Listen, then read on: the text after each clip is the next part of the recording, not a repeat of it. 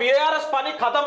తెలంగాణలో భవిష్యత్ బీజేపీదే. కిషన్ రెడ్డి 6 నెలల్లో కాంగ్రెస్ పాలనపై వ్యతిరేకత, బీజేపీనే జనం ప్రత్యామ్నాయంగా చూస్తున్నారు. వచ్చే అసెంబ్లీ ఎన్నికల్లో 88 సీట్లతో పవర్లోకి వస్తామని ధీమా.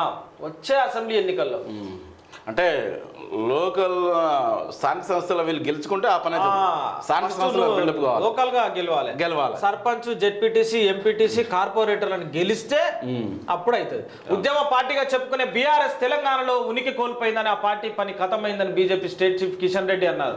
రాష్ట్రాన్ని 10 ఏళ్లు పాలించిన బీఆర్ఎస్ 17 లోక్సభ స్థానాల్లో పోటీ చేసి ఒక్కటి కూడా గెలుచుకోలేకపోయింది. 17 చోట్ల 3వ స్థానానికే పరిమితమైంది.